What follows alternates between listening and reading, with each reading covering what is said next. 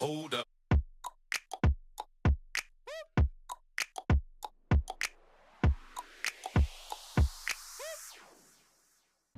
Hi, I hope you're having a great day and I hope you're staying safe at home.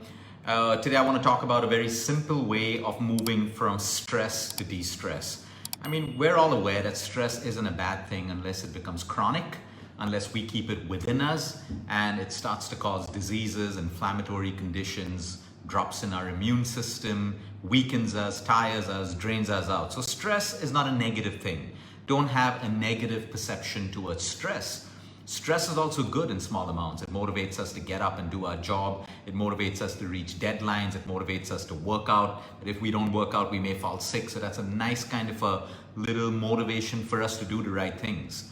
So we are built to handle stress. The human body is built to handle a lot of stress. But that's when stress goes up and comes down. It does its job and it comes back down. The problem is with chronic stress. You wake up with one problem and then there's the second and the third and the fourth, and there's work problems, relationship problems, money problems, whatever it is. It becomes too much for the body to handle and it becomes something called chronic stress. When we are chronically stressed, our cortisol, adrenaline is high, estrogen goes up, thyroxine comes down, insulin levels go up, heart rate goes up, cholesterol goes up, blood sugar levels go up. That's the way we naturally react to stress, and that's good. The moment the stress has passed, it comes back down. But chronic stress is a problem. Now, whatever your stress may be in the world, whatever it is, there's one way to move from stress to de-stress, and that is within your control. You can attend all the stress workshops in the world. You can do yoga, you can chant, you can take ashwagandha. I don't have a problem with that. But when you're hit with stress, how do you move immediately from the sympathetic nervous system, which is your stress, to the parasympathetic nervous system? Now, I want to stay in the sympathetic nervous system if, for example, I'm in a fight or I'm being attacked or I'm crossing the road and a truck comes and I need the reflex to jump back and out of the way. I want to be in the sympathetic nervous system. But I don't want to be in the sympathetic nervous system when I have one problem after another.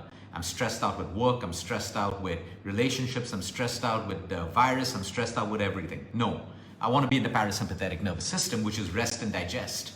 When you're in the parasympathetic nervous system, that's where we heal.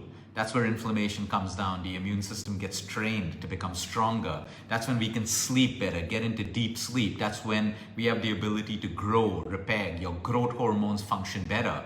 So it's a beautiful world in the parasympathetic nervous system. And most of the time, we should be in the parasympathetic nervous system. But today, most of us are in the sympathetic nervous system and we spend very little time in the parasympathetic nervous system. Anyway, let's come straight to the solution. You have control over the way you inhale and exhale. So right now you can be very stressed, okay? You're hearing some bad news, you have someone you don't like in front of you, but if you slow down your inhale and your exhale, let me give you an example.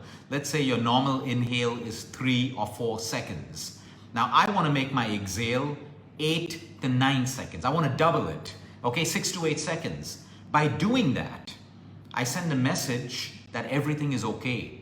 The conscious mind still knows that there is stress, but our autonomic nervous system is also controlled by light and by breath.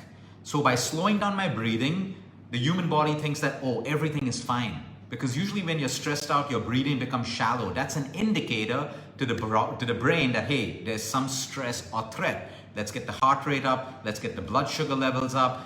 Pump more blood towards our muscles so that we can run, fight or flight if necessary. But now I can trick the body into moving into the parasympathetic nervous system by slowing down my breath, because that also sends an indicator that, hey, the breathing is now calm. It's now proper, which means probably the stressor is over. The conscious mind will still see the stress, or you may be in distress. But by controlling your breathing, you move to the parasympathetic nervous system. And that is the space that we need to be in. All right, you have a disease, you got to take a tablet, you may have to go for your chemo session today. Okay, you've reached a level of acceptance that you need to take this treatment. But now while you're taking the treatment, you want to be in the parasympathetic nervous system.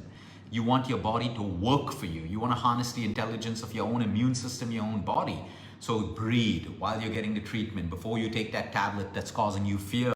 Okay, take your long inhales, your long exhales, and that's how you calm down. So there's no damage happening to your system. But if I'm constantly shallow breathing, constantly with low thyroxine levels, constantly with a high pulse rate or high blood pressure rate, it's affecting us. This is causing damage to our blood vessels all the time as long as we're stressed. So we may have stress in our life right now, but I can control it with my breathing, with my breath. And that's why the practice of pranayama or your morning deep breathing exercises is honestly to help you breathe better. The more you practice something, the more it becomes part of you. You know, that's why they say whatever you want to get good at in life, practice, practice, practice. Because each time you keep doing it, you're developing a neural circuit in the subconscious mind. It's the same thing. If you practice the bad things, that also gets stronger and stronger. So I can have a new neural pattern or a new neural circuit of a habit that's good for me, and I keep practicing it, I get better and better at it. I may have a bad habit and I keep practicing the bad habit, guess what? That also gets stronger and stronger. So the subconscious mind works with repetition, constant repetition, repetition, repetition. The good and the bad, it both works, it doesn't know the difference.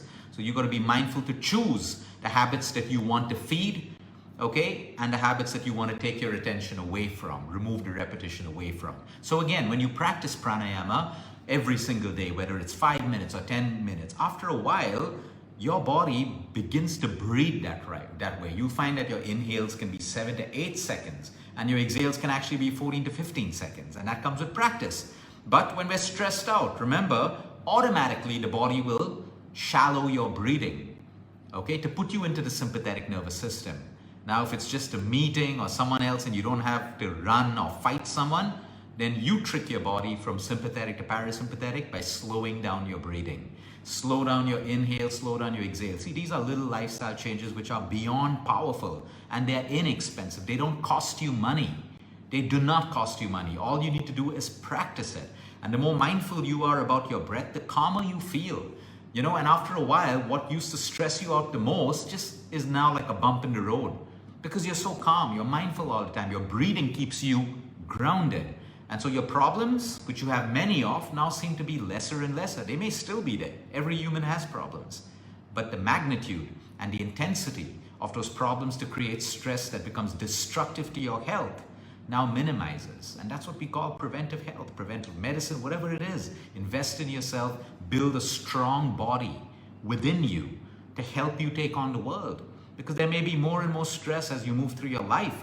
Okay, now we can't keep getting rid of stress, but we can keep getting stronger and stronger. I hope every one of you have a beautiful weekend. Until next time, eat smart, move more, sleep right, and breathe deep. And remember, you care is all about you. Do it for you. You are important. You are the source. Nourish the source so that you can go out and nourish the world.